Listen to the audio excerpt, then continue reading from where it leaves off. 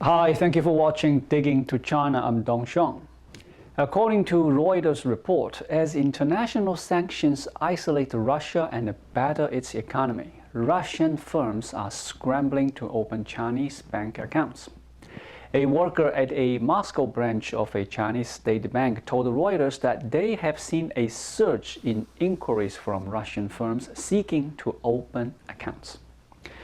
The anonymous source told Reuters, in the last few days, 200 to 300 companies have approached us to open new accounts. The source added that many already did business with China and that he expects their transactions in the Chinese currency, the yuan, would increase. A Chinese businessman with links to Russia told Reuters that the Russian companies with whom he does business are also planning to open Chinese yuan accounts.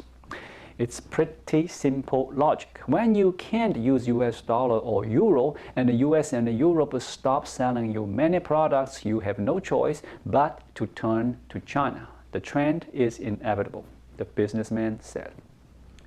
The US, the UK, the EU, and Canada removed major Russian lenders from the SWIFT platform that facilitates payments between banks.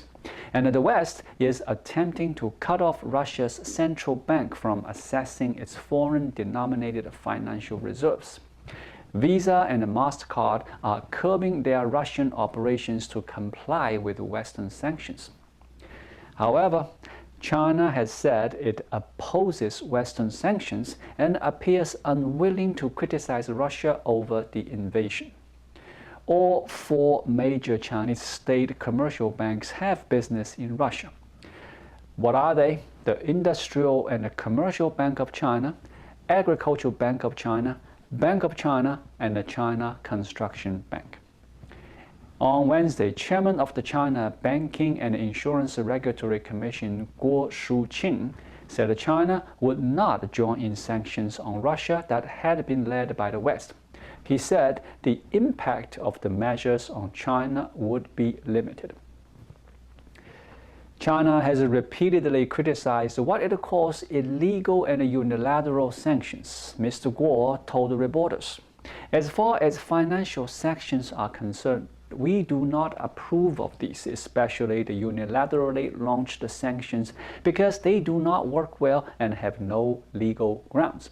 We will not participate in such sanctions. We will continue to maintain normal economic and trade exchanges with relevant parties. China and Russia have grown increasingly close in recent years, including as trading partners.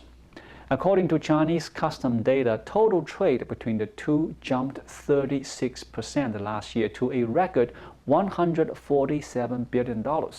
Russia is a major source of oil, gas, coal, and agricultural commodities, running a trade surplus with China. The China Institute of Contemporary International Relations, CICIR, is a Beijing-based think tank that is linked to Ministry of State Security, China's civilian intelligence agency. It advises President Xi Jinping.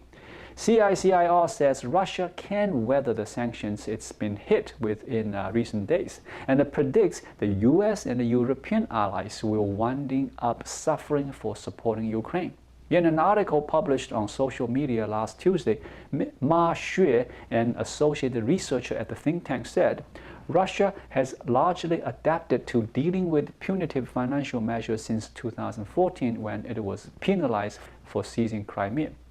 According to Mr. Ma, cutting off Russian banks from the SWIFT money measuring system will wind up hurting Europe and as roughly as much. The U.S. could also incur major costs in the future providing economic and humanitarian aid to allies, and that Europe could be destabilized by large numbers of fleeing Ukrainians. Ma wrote in an article, if the Ukraine refugee crisis is not properly handled, this will be conducive for Russia to sow hatred and sabotage NATO, Ma wrote. Ma's views on sanctions contrast with the early reactions to the measures. In reality, the sanctions sent the ruble tumbling the most since the 1990s. Apple said Tuesday it has stopped selling its products in Russia and removed the Russian state-backed media outlets RT News and Sputnik News from the App Store around the world except for Russia. Google has removed both news outlets from its Play Store in Europe too.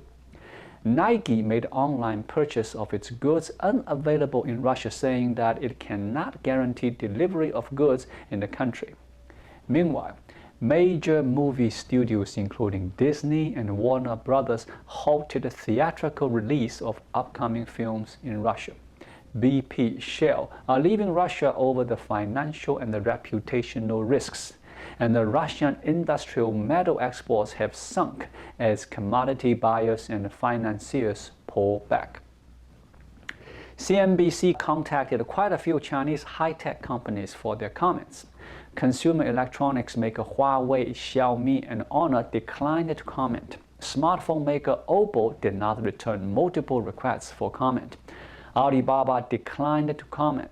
Alibaba has a joint venture in Russia with internet company Mail.ru Group, Russian mobile telecommunications operator Megaphone, and the sovereign wealth fund Russian Direct Investment Fund. Search company Baidu and the gaming giants Tencent and NetEase did not return requests for comments. Chinese ride-hailing firm Didi has operations in Russia. Last week, Didi announced that it would exit Russia due to changing market conditions, but did not mention the Ukraine conflict. Shortly after, it U-turned and said it would not close its Russia business. Didi did not return multiple comment requests from CNBC either. TikTok, which is owned by Beijing-based ByteDance, is one of the only Chinese companies to have taken some action. TikTok said it would restrict access to Russian state-controlled site RT and Sputnik in the European Union. Last Monday, the US, Japan, and the European Union barred Russia's central bank from tapping into the billions of foreign reserves Moscow had been saving up in their banks. The foreign reserve freeze hasn't cut Russia off from its foreign currency entirely. The embargo still allows Russia to use its reserves for energy payments, which keeps open a lifeline for the central bank. Russia's central bank can also still access the 13% of its reserves held in Chinese yuan. China could provide some support for Russia to keep the punishment from biting too hard. It could also provide a financial lifeline because the People's Bank of China has a multi-billion-dollar currency swap with its counterpart in Moscow. It could provide the liquidity to businesses so they can continue trading. Chinese companies are expected to scoop up discounted Russian oil if sanctions deter other buyers. There is something to be gained from Russia. Thank you for watching. Please leave a comment and subscribe to my channel. Just click the subscribe button right here. I'll see you again shortly. Until then, be well.